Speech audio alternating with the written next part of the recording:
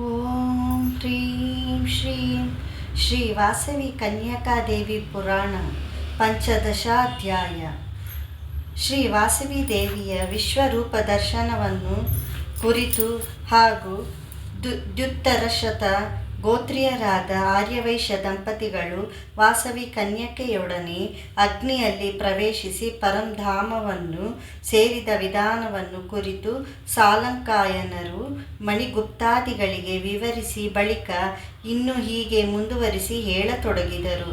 ಎಲೆ ಮಣಿಗುಪ್ತಾದಿಗಳೇ, ಅಲ್ಲಿ ಪದ್ಮಶಯನವನ್ನು ಬಿಟ್ಟು ಪರಿಚಾರಕರು ಮುಂದೆ ನಡೆಯಲು ಭೂಪ ವಿಷ್ಣುವರ್ಧನನ್ನು ಆನೆಯನ್ನೇರಿ ಕುಳಿತು ಚತುರಂಗ ಬಲಗಳಿಂದ ಸೇವೆ ಮಾಡಿಸಿಕೊಳ್ಳುತ್ತಾ ಸಂತೋಷದಿಂದ ಪ್ರಯಾಣ ಮಾಡುತ್ತಾ ಸೂರ್ಯೋದಯ ಕಾಲಕ್ಕೆ ಭಗ್ನವೆಂಬ ಹೆಸರಿನ ಪುರವನ್ನು ಸೇರಿದನು. ಆಗ ಆ ಸಮಯದಲ್ಲಿ ಪೆನುಗೊಂಡೆಯಿಂದ ಬರುತ್ತಿದ್ದ ದೂತರು ಚಕ್ರವರ್ತಿಗೆ ದಾರಿಯಲ್ಲಿ ಎದುರು ಬಂದು ರಾಜನ ಬಳಿ ಸಾರಿ ಶಿರಬಾಗಿ ಅಂಜಲಿಬದ್ಧರಾಗಿ ನಿಂತರು. ರಾಜನು ದೂತರನ್ನು ನೋಡಿ ಸಕಲವು ಸಿದ್ಧವಾಯಿತೇನು ಎಂದು ಕೇಳಿದನು. ಸಾರ್ವಭೌಮನ ಮಾತುಗಳನ್ನು ಕೇಳಿ ಆ ಭಟ್ಟರು ಸಮಾಧಾನದ ವಚನಗಳನ್ನಾಡಲು ಅಶಕ್ತರಾದರು. ಅನಂತರ ಕಂಪಿಸುತ್ತಿದ್ದ ಆ ದೂತರನ್ನು ಕಂಡು ವಿಷ್ಣುವರ್ಧನನು, ನೀವು ಭೀತರಾಗಬೇಡಿ, ನೀವು ಯಥಾವತ್ತಾಗಿ ಸರಿಯಾಗಿ ಹೇಳಿರಿ ಎಂದು ನುಡಿದನು. ಆಗ ಆ ದೂತರು ರಾಜಶ್ರೇಷ್ಠನೊಡನೆ, ಹೇ ರಾಜ, ಅಲ್ಲಿ ವೈಶ್ಯರೆಲ್ಲರೂ ವಿವಾಹ ಮಹೋತ್ಸವವೆಂದು ಪಟ್ಟಣವನ್ನೆಲ್ಲ ವಿಶೇಷವಾಗಿ ಅಲಂಕರಿಸಿ ಕನ್ಯಕೆಯೊಡಗೂಡಿ ಅಗ್ನಿಯನ್ನು ಪ್ರವೇಶಿಸಿದರು ಎಂದು ಅಲ್ಲಿ ನಡೆದ ಪ್ರಸಂಗವನ್ನೆಲ್ಲ ವರ್ಣಿಸಿ ತಿಳಿಸಿದರು. ವಿಷ್ಣುವರ್ಧನನ ದುರ್ಮರಣ, ಯುವರಾಜನ ಪರಿತಾಪ. ದೂತರು ಹೀಗೆ ಹೇಳುತ್ತಿರುವಂತೆಯೇ ಭ್ರಾಂತಗೊಂಡ ಇಂದ್ರಿಯಗಳಿಂದ ಚಕ್ರವರ್ತಿಯು ಇದೇನು ಎಂದು ನುಡಿದು ಪರಿತಪ್ತ ಪ್ರಾಣನಾದನು. ಇಷ್ಟರಲ್ಲಿ ಆ ಸಾರ್ವಭೌಮನ ಎದುರು ಅಷ್ಟಭುಜಯುಕ್ತಳಾಗಿ ಅನೇಕ ಶಸ್ತ್ರಗಳನ್ನು ಧರಿಸಿ ಪ್ರಚಂಡ ತೇಜಸ್ಸಿನಿಂದ ಪ್ರಕಾಶಿಸುತ್ತಿದ್ದ ಅತಿ ಭಯಂಕರ ಕಾಳಿಕಾಮೂರ್ತಿಯು ಅವತರಿಸಿ ಎದುರು ನಿಂತಂತೆ ಕಾಣಿಸಿತು. ಕ್ಷಣದಲ್ಲಿ ಆಕೆ ಮಧುರ ಮಂಜುಳ ಮನೋಜ್ಞ ಮೂರ್ತಿಯಾದ ವಾಸವಿ ಕನ್ಯಕೆಯಾಗಿ ರೂಪ ತಾಳಿ ಕಾಣಿಸಿದಳು. ಮರುಕ್ಷಣದಲ್ಲಿ ಆಕೆಯೇ ದುರ್ಗೆಯಾಗಿ, ಚಂಡಿಯಾಗಿ, ಮಹಾಕಾಳಿಯಾಗಿ ಅನೇಕ ರೂಪಗಳನ್ನು ಧರಿಸಿ ವಿಕಟಾಹಾಸ್ಯ ಮಾಡಿದಳು. ಅನಂತ ಶಕ್ತಿ ಸಂಪನ್ನರೆಂದು ಮೆರೆದವನು, ಅತ್ಯಂತ ನಿರಂಕುಶನು, ಅಸಂಖ್ಯಾತ ಸೇನೆ ಸಮೇತನು, ತನಗೆ ಎದುರಿಲ್ಲದವನೆಂದು ಅಹಂಕಾರ ತಳೆದವನು ಆದ ಅಮೂರ್ಖ ಸಾರ್ವಭೌಮನು ಮನೋಭೋಂತರಗಳೆಲ್ಲ ತಬ್ಬಿಬ್ಬುಗೊಳ್ಳುವಂಥ ಗುಡುಗು ಧ್ವನಿಯಂಥ ಆ ಕಾಳಕಾಟ್ಟಹಾಸದ ಧ್ವನಿಯನ್ನು ಕೇಳಿದ ಮಾತ್ರದಿಂದಲೇ ಶಿರಸ್ಸು ಸಹಸ್ರ ಹೋಳುಗಳಾಗಿ ಸಿಡಿಯಲು ಕೆಳಗೆ ಬಿದ್ದನು. ಅಭಯಂಕರ ದೃಶ್ಯವನ್ನು ನೋಡಿದ ಮಂತ್ರಿಗಳು, ಸೇನಾಧಿಪತಿಗಳು, ಸೈನಿಕರು ಮತ್ತೆಲ್ಲರೂ ಭಯಕಂಪಿತರಾದರು. ಅವರು ಪಶ್ಚಾತ್ತಾಪಗೊಂಡವರಾಗಿ ಭೀತಾತ್ಮರಾಗಿ ಶ್ರೀ ವಾಸವಿ ಕನ್ಯಕಾ ಪರಮೇಶ್ವರಿ ಭಕ್ತರಾಗಿ ಆ ದೇವಿಯನ್ನು ಸ್ತುತಿಸತೊಡಗಿದರು. ಆ ತರುವಾಯ ಒಂದು ಕ್ಷಣ ಕಾಲದಲ್ಲಿ ವಿಷ್ಣುವರ್ಧನನ ಶರೀರದಿಂದ ಕೆಂಡದಂಥ ಒಂದು ಜ್ಯೋತಿಯು ಹೊರಟು ಪೆನುಗೊಂಡೆಯಲ್ಲಿ ಅರ್ಚಾವತಾರವಾಗಿ ನೆಲೆಸಿದ ಶ್ರೀ ಕನ್ಯಕಾ ಪರಮೇಶ್ವರಿ ದೇವಿಯ ಪಾದಧಾಮಕ್ಕೆ ಬಂದು ಸೇರಿ ಆಕೆಯ ದಿವ್ಯ ಚರಣಗಳಲ್ಲಿ ಲೀನವಾಗಿ ಹೋಯಿತು. ಆ ಜ್ಯೋತಿಯನ್ನು ಅನುಸರಿಸಿ ಬಲು ವೇಗವಾಗಿ ಪೆನುಗೊಂಡೆ ನಗರವನ್ನು ಸೇರಿದ ಚಕ್ರವರ್ತಿಯ ಸಮಸ್ತ ಪರಿಜನರು ವಾಸವಿ ಕನ್ಯಕಾ ಪರಮೇಶ್ವರಿ ದೇವಿಯ ಅರ್ಚಾವತಾರ ಮೂರ್ತಿಗೆ ಪದೇ ಪದೇ ಪ್ರಣಾಮ ಮಾಡಿದರು. ಆ ಜಗನ್ಮಾತೆಯ ಲೀಲೆಗಳನ್ನು ಮುಕ್ತ ಕಂಠದಿಂದ ಗಾನ ಮಾಡಿದರು. ತನ್ಮಯರಾಗಿ ವಾಸವಿ ಕನ್ಯಕಾದೇವಿಯ ನಾಮವನ್ನು ಭಜಿಸಿದರು. ಆಗ ಸಾರ್ವಭೌಮನ ಅಮಾತ್ಯರ ಆದೇಶಾನುಸಾರವಾಗಿ ಅತಿ ವೇಗವಾಗಿ ಪ್ರಯಾಣ ಮಾಡಬಲ್ಲ ಭಟರು ಕೆಲವರು ಆ ವಾರ್ತೆಯನ್ನು ಪದ್ಮಶಯನ ಪುರದಲ್ಲಿದ್ದ ವಿಷ್ಣುವರ್ಧನನ ಕುಮಾರನಾದ ರಾಜೇಂದ್ರನಿಗೆ ತಿಳಿಸಲು ತೆರಳಿದರು. ವಿಷ್ಣುವರ್ಧನನಿಗೆ ಕಲಿಯುಗದಲ್ಲಿ ಅಪಾರ ಅಪಕೀರ್ತಿ ಉಂಟಾಯಿತು.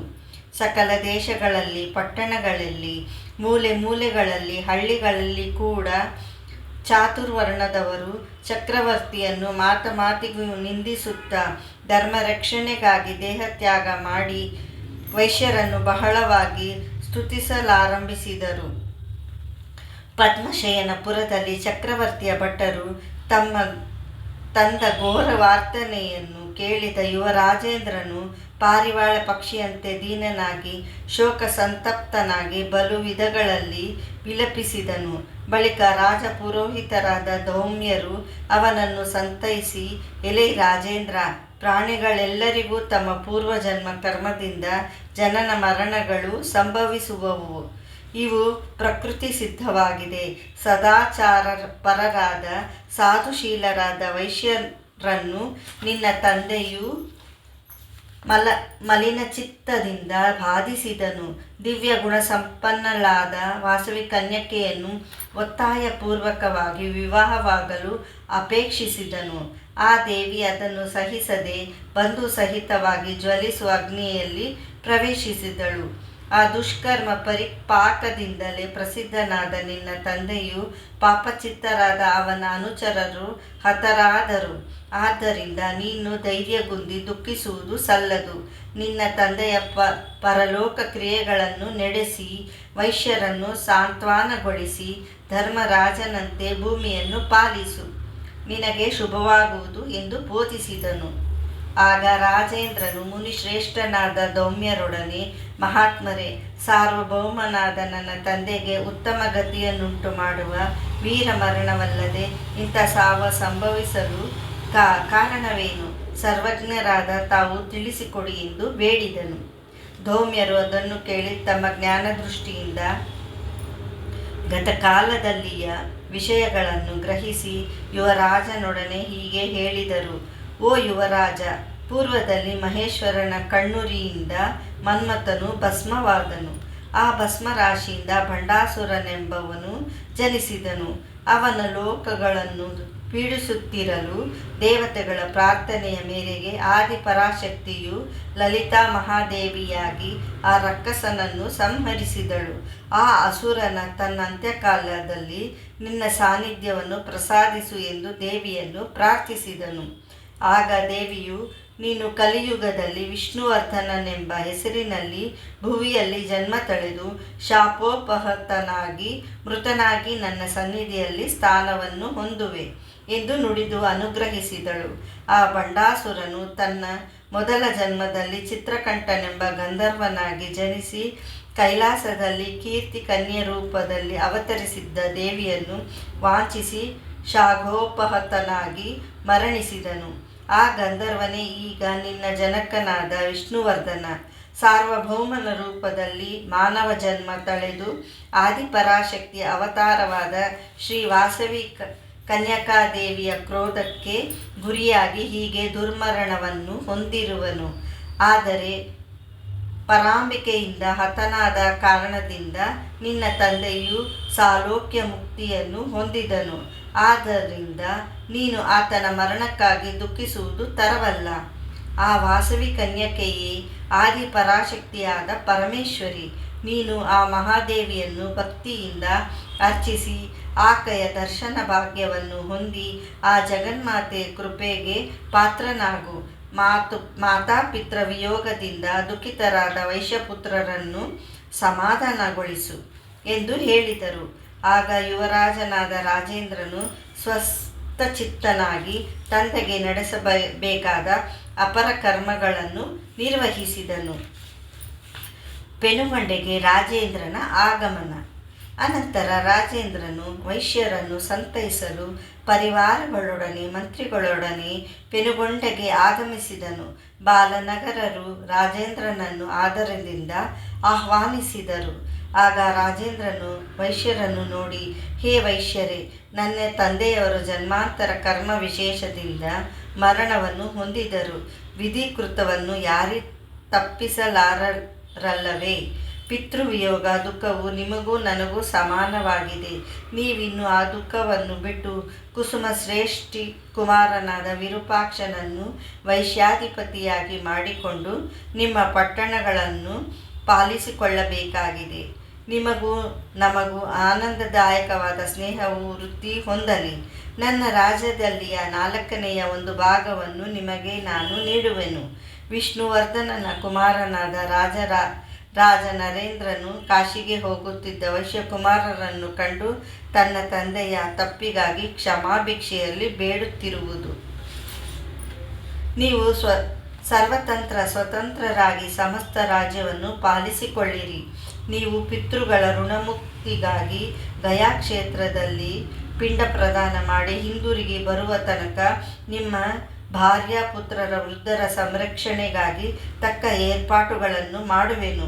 ನನ್ನ ರಾಜಧಾನಿಯಲ್ಲಿ ನಾನು ಪಟಕುಟೀರದಲ್ಲಿ ನಿರ್ಮಿಸಿ ವಾಸವಿ ಕನ್ಯಕಾದೇವಿಯನ್ನು ಸದಾ ಧ್ಯಾನಿಸುತ್ತಾ ನಿಮ್ಮ ಮರಳುವಿಕೆಗೆ ನಿರೀಕ್ಷಿಸುತ್ತಿರುತ್ತೇನೆ ಎಂದು ನುಡಿದು ಬಾಲವೈಶ್ಯರನ್ನು ಸನ್ಮಾನಿಸಿ ಅವರಿಂದ ಸನ್ಮಾನಿಸಲ್ಪಟ್ಟು ಪರಿವಾರ ಸಮೇತನಾಗಿ ತನ್ನ ಪಟ್ಟಣಕ್ಕೆ ಹಿಂದಿರುಗಿದನು. ಅನಂತರ ಆ ವೈಶ್ಯರು 11 ದಿನಗಳ ಪಿತೃ ಕಾರ್ಯಕ್ರಮಗಳನ್ನು ವಿದ್ಯುಕ್ತ ಪ್ರಕಾರದಲ್ಲಿ ನಡೆಸಿ ತಮ್ಮ ವೈಭವಾಧಿಕ್ಯತೆಯನ್ನು ಅನುಸರಿಸಿ ಬ್ರಾಹ್ಮಣೋತ್ತಮರಿಗೆ ದಾನಗಳನ್ನು ನೀಡಿ ಕನ್ಯೆಯರನ್ನು ಸುವಾಸಿನಿಯರನ್ನು ಪೂಜಿಸಿ ಪಿತೃಗಳಿಗೆ ಪಿಂಡು ಪ್ರದಾನ ಮಾಡುವುದಕ್ಕಾಗಿ ಗುರುಗಳೊಡನೆ ಸಹಸ್ರ ಬ್ರಾಹ್ಮಣರೊಡಗೂಡಿ ಕಾಶಿಯಾತ್ರೆಗೆ ಹೊರಟರು. ಮಾರ್ಗ ಮಧ್ಯದಲ್ಲಿ ಭಾಸ್ಕರಾಚಾರ್ಯರಿಂದ ಅನೇಕ ಪುಣ್ಯಕಥೆಗಳನ್ನು ಕೇಳುತ್ತಾ ಪರಮ ಪಾವನವಾದ ಪ್ರಯಾಗ ಕ್ಷೇತ್ರವನ್ನು ಸೇರಿದರು.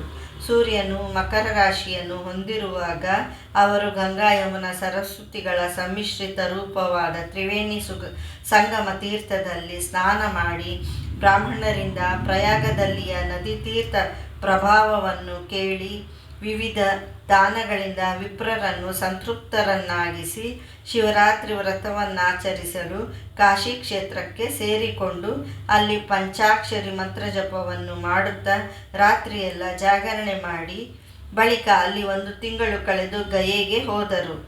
ತರುವಾಯ ವೈಶ್ಯರು ಗಯಾ ಕ್ಷೇತ್ರದಲ್ಲಿ ಶಾಸ್ತ್ರೋಕ್ತ ವಿಧಿಯಲ್ಲಿ ತಿಲೋದಕ ಸಹಿತವಾಗಿ ಪಿಂಡಗಳನ್ನರ್ಪಿಸಿ ಪಿತೃದೇವತೆಗಳನ್ನು ಸಂತೃಪ್ತರನ್ನಾಗಿ ಮಾಡಿದರು. ಗಯಾದಲ್ಲಿ ಬಾಲ್ಯವೈಶ್ಯರಿಗೆ ವಾಸವಿ ಸಾಕ್ಷಾತ್ಕಾರ ಮತ್ತು ಯಂತ್ರಮಂತ್ರ ಬಿಂಬ ಪೂಜಾ ವಿಧಗಳನ್ನು ಕುರಿತು ಬೋಧನೆ. ಆಗ ಆಕಾಶ ಮಂಡಲದಲ್ಲಿ 4 ದಿಕ್ಕುಗಳಲ್ಲಿ ಆ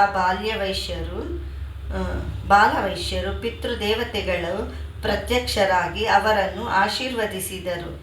ಪಿತೃ ಸಮುದಾಯ ಮಧ್ಯದಲ್ಲಿ ವಿದ್ಯುಲ್ಲತೆಯಂತೆ ಮಿನುಗುತ್ತಾ ಮಧುರ ಮಂಜುಳ ಮನೋಹರಾಕೃತಿಯಲ್ಲಿ ಶ್ರೀ ವಾಸವಿ ಕನ್ಯಕೆಯು ಪ್ರತ್ಯಕ್ಷಳಾದಳು. ಆಗ ವೈಶ್ಯರು ಆ ದೇವಿಯನ್ನು ಅನೇಕ ವಿಧಗಳಲ್ಲಿ ಕೊಂಡಾಡಿದರು. ಅವರ ಭಕ್ತಿಗೆ ಪ್ರಸನ್ನಳಾದ ವಾಸವಿ ಕನ್ಯಕೆಯು, ಎಲೆ ಮಕ್ಕಳೇ, ನಿಮ್ಮ ಭಕ್ತಿಯನ್ನು ನೋಡಿ ನಿಮ್ಮ ಪಿತೃಗಳೊಡನೆ ಕೂಡಿ ನಾನು ಅಪಾರವಾಗಿ ಸಂತೋಷಗೊಂಡೆನು. ನೀವು ಅನುದಿನವೂ ನನ್ನನ್ನು ಆರಾಧಿಸುತ್ತಾ ಸಮಸ್ತ ಸನ್ಮಂಗಳವನ್ನು ಹೊಂದಿರಿ. ಪ್ರತಿ ಮಾಸದಲ್ಲಾಗಲಿ 2 ತಿಂಗಳಲ್ಲಿ ಒಮ್ಮೆಯಾಗಲಿ ಉತ್ತರಾಯಣ ದಕ್ಷಿಣಾಯನಗಳಲ್ಲಿ ಎಂದಾದರೂ ಆಗಲಿ 1 ವರ್ಷದಲ್ಲೊಮ್ಮೆಯಾಗಲಿ ಶುಕ್ರವಾರದಲ್ಲಾಗಲಿ ನನ್ನ ಜನ್ಮದಿನೋತ್ಸವದಲ್ಲಾಗಲಿ ಕಲ್ಪೋಕ್ತ ಪ್ರಕಾರ ದೀಕ್ಷಾ ಪೂಜೆ ವ್ರತಾದಿಗಳಿಂದ ನನ್ನನ್ನು ಆರಾಧಿಸಿರಿ. ನನ್ನನ್ನು ಅರ್ಚಿಸುವವರಿಗೆ ಸಮಸ್ತ ಸಂಪತ್ತುಗಳನ್ನು ಪ್ರಸಾದಿಸುವೆನು.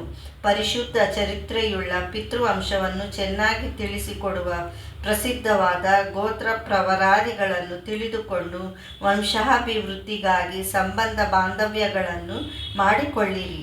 ನಿಮಗೀಗ ನನ್ನ ದಿವ್ಯ ಮಂತ್ರ ಬಿಂಬಾದಿಗಳನ್ನು ಕುರಿತು ಹೇಳುತ್ತಿರುವೆ, ಸಾವಧಾನದಿಂದ ಆಲಿಸಿರಿ. ಹೇ ಭಕ್ತ ಶ್ರೇಷ್ಠರೇ, ಓಂ ಎಂಬ ಪ್ರಣವ ಬೀಜ, ಬಳಿಕ ಹ್ರೀಂ ಮಾಯಾ ಬೀಜಾಕ್ಷರವನ್ನು, ನಂತರ ವಾಗ್ಭವ ಬೀಜಾಕ್ಷರವನ್ನು, ಆ ಬಳಿಕ ಕಮಲಾಸನ ಬೀಜಾಕ್ಷರವನ್ನು, ಅನಂತರ ಚಂದ್ರ ಬೀಜಾಕ್ಷರವನ್ನು, ಆ ಬಳಿಕ ಅಮೃತ ಬೀಜಾಕ್ಷರವನ್ನು, ಬಳಿಕ ಶ್ರೀ ವಾಸವಿ ಕನ್ಯಕಾ ಪರಮೇಶ್ವರಿ ಶ್ರೇಯಂ ದೇಹಿ ಎಂಬ 16 ಅಕ್ಷರಗಳನ್ನು ಸೇರಿಸಿ ತದುಪರಿ ಪೂಜಾ ಸಮಯದಲ್ಲಿ ನಮಃ ಎನ್ನುವುದಕ್ಕೆ ಬದಲು ಸ್ವಾಹ ಎಂಬ ಅಕ್ಷರದ್ವಯವನ್ನು ಸೇರಿಸಿದರೆ ಒಟ್ಟಾರು 24 ಅಕ್ಷರಗಳ ಸಂಯುಕ್ತ ರೂಪವೇ ನನ್ನ ಮಂತ್ರರಾಜವಾಗುವುದು. ಈ ಶ್ರೇಷ್ಠ ಮಂತ್ರವನ್ನು ಜಪಿಸುವವರಿಗೆ ಸರ್ವ ಸಂಪದಗಳು, ಸತ್ಸಂತಾನ ಭಾಗ್ಯವು ಅಲ್ಲದೆ ಅಂತ್ಯದಲ್ಲಿ ಮೋಕ್ಷವು ಲಭಿಸಬಲ್ಲದು. ಈ ಮಂತ್ರದಲ್ಲಿಯ ಮೊದಲ ಬೀಜಾಕ್ಷರ ಷಟ್ಕಕ್ಕೆ ಶ್ರೀ ವಾಸವಿ ಕನ್ಯಕೆ ಸರ್ವ ಸೌಭಾಗ್ಯಂ ದೇಹಿ ದೇಹಿ ಸ್ವಾಹ ಎಂಬ 20 ಅಕ್ಷರಗಳು ಸೇರಿಸಿದರೆ ಅದು ಸರ್ವೋತ್ತಮವಾದ 26 ಅಕ್ಷರಗಳ ಪಾರಾಯಣವಾಗುವುದು. ಈ ಮಂತ್ರ ಜಪದಿಂದ ಅನೇಕ ಪುಣ್ಯವು ಲಭಿಸುವುದು. ಈ ನನ್ನ ಮಂತ್ರಗಳಿಗೆ ಸಂಬಂಧಿಸಿದ ಅಂಗನ್ಯಾಸ, ಕರನ್ಯಾಸಾದಿ ವಿಧಗಳನ್ನು, ಛಂದಸ್ಸು, ಋಷಿಪ್ರಾಣ, ಶಕ್ತಿ, ಕೀಲಕಾದಿಗಳನ್ನು ಭಾಸ್ಕರಾಚಾರ್ಯರು ನಿಮಗೆ ವಿವರವಾಗಿ ತಿಳಿಸಿಕೊಡುವರು. ಇನ್ನು ನನ್ನ ಪೂಜಾ ಕ್ರಮವನ್ನು ಹೇಳುತ್ತಿರುವೆನು ಕೇಳಿ. ವಿವಾಹ, ವ್ರತ, ಯಜ್ಞಾದಿಗಳಲ್ಲಿ ನಡೆಯುವ ಮಂಟಪಾರಾಧನೆಯಲ್ಲಿ ನನ್ನನ್ನು ಕಲಶ ರೂಪದಲ್ಲಿಯೂ ದೇವಾಲಯಗಳಲ್ಲಿ ವಿಗ್ರಹ ರೂಪದಲ್ಲಿಯೂ ಪೂಜಿಸಬೇಕು. ಕಲಶಗಳಲ್ಲಿ ನಾನು ಕ್ಷಣಿಕ ಎಂತಲೂ ವಿಗ್ರಹಗಳಲ್ಲಿ ನಿತ್ಯ ಎಂತಲೂ ಕರೆಯಲ್ಪಡುತ್ತಿರುವನು.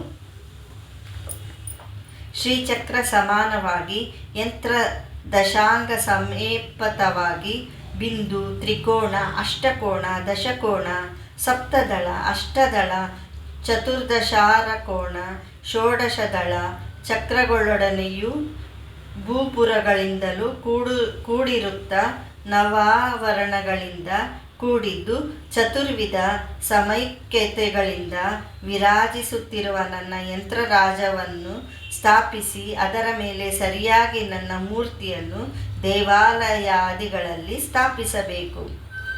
ಅಂದು ಅಗ್ನಿ ಪ್ರವೇಶ ಮಾಡಿದ ಸಮಯದಲ್ಲಿ ನಾನು ಅರ್ಚಾವತಾರಳಾಗಿ ನೆಲೆಸಿ ಭಕ್ತರಿಗೆ ದರ್ಶನ ನೀಡಿದ ದಿವ್ಯವಾದ ಪರಮ ಮಂಗಳಕರ ರೂಪವಾದ ನನ್ನ ಮೂರ್ತಿಯನ್ನು ರೂಪಿಸಿ ಆಲಯದಲ್ಲಿ ಸ್ಥಾಪಿಸುವುದು ಉತ್ತಮೋತ್ತಮವು.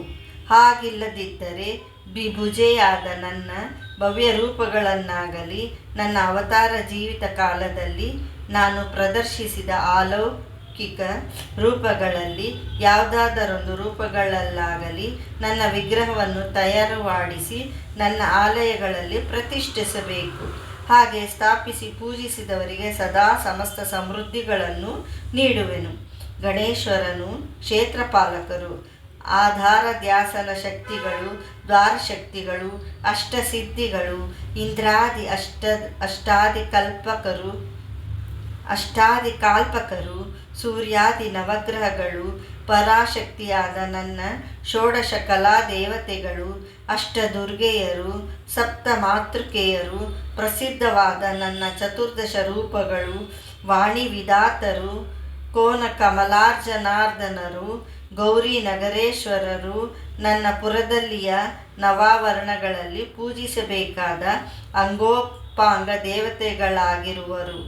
ನನ್ನನ್ನು ಶ್ರೀ ಸೂಕ್ತ ವಿಧಾನದಲ್ಲಿ ಬುದ್ಧಿಯುಕ್ತವಾಗಿ ಪೂಜಿಸಬೇಕು.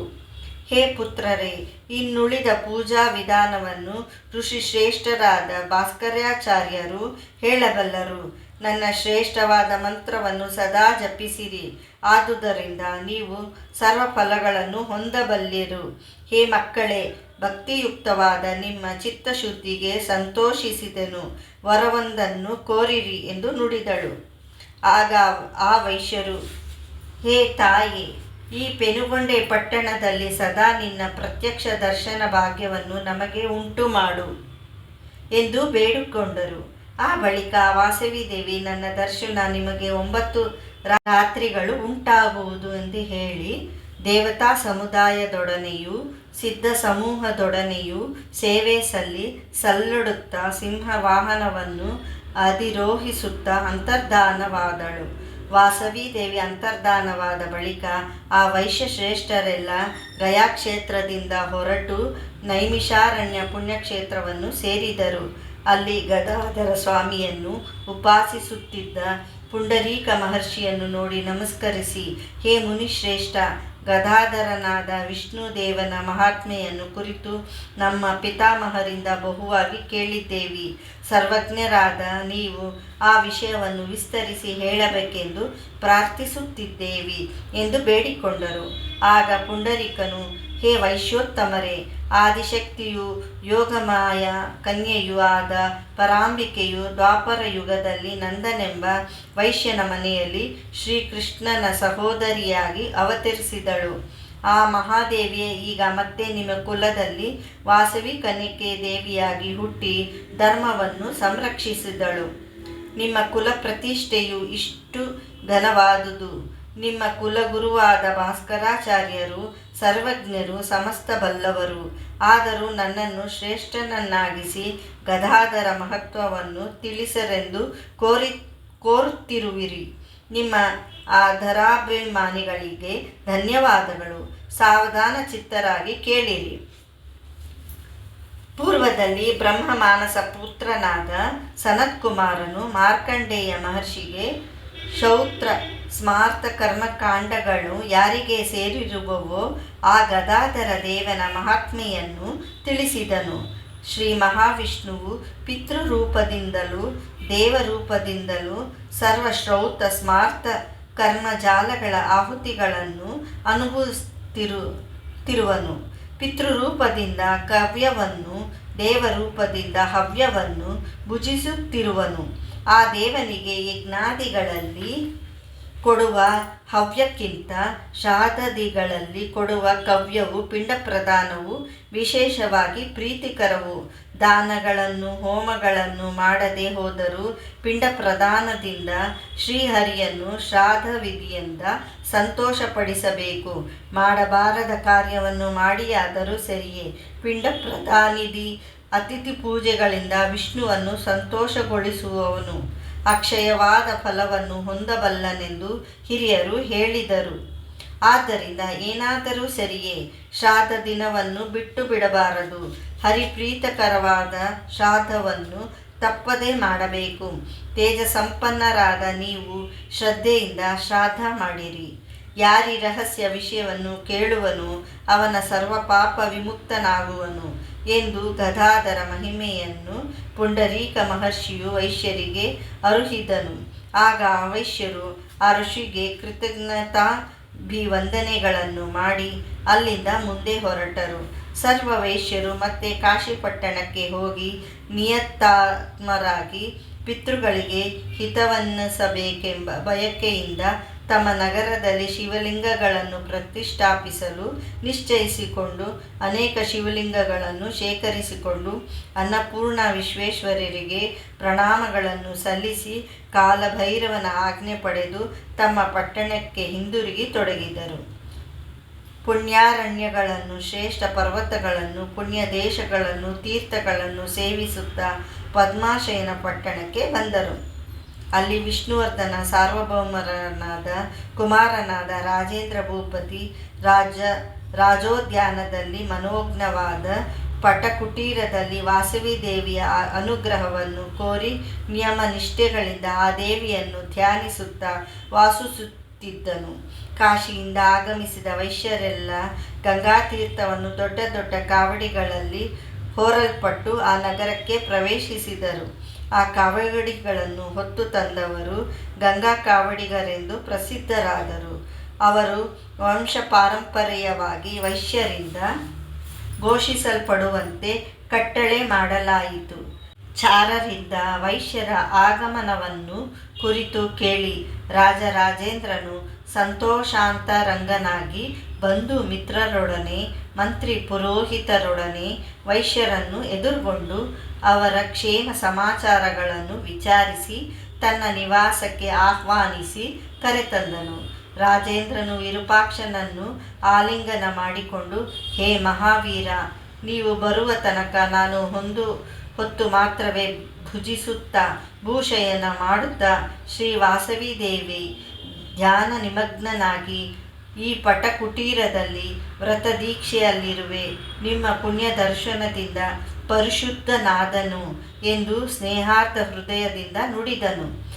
ಮಹಾರಾಜನ ಮಧುರ ವಚನಗಳನ್ನು ಕೇಳಿದ ವಿರೂಪಾಕ್ಷಾದಿಗಳು ಆನಂದ ಮಾನಸರಾಗಿ, ಹೇ ರಾಜೇಂದ್ರ, ಸಮಸ್ತ ದೇಶಕ್ಕೆ ಸಾಮ್ರಾಟನು, ಪಾಲಿಕನು, ತಾಯಿಯೂ ತಂದೆಯೂ ಆಗುವನು, ಸರ್ವ ಜನರ ವರ್ಣಾಶ್ರಮ ಧರ್ಮಗಳನ್ನು ಕಾಪಾಡುವುದರಿಂದ ರಾಜನ ಪಾಲಕನಾಗುತ್ತಿರುವನು, ಜಗತ್ತಿಗೆ ಜೀವನೋಪಾಯಗಳನ್ನು ತೋರಿಸುವುದರಿಂದ ಅವನು ತಾಯಿ ಎಂದೇ ಕರೆಯಲ್ಪಡುತ್ತಿರುವನು. ಅಗ್ನಿಯಿಂದ, ಕಳ್ಳರಿಂದ, ದುಷ್ಟರಿಂದ, ಶತ್ರುಗಳಿಂದ ಬಾಧೆಗಳು ಬರದಂತೆ ಹೆತ್ತ ಮಕ್ಕಳನ್ನು ಕಾಪಾಡುವಂತೆ ರಾಜನು ಪ್ರಜೆಗಳನ್ನು ಕಾಪಾಡುವುದರಿಂದ ತಂದೆಯೆಂದು ಕರೆಯಲ್ಪಡುತ್ತಿರುವನು.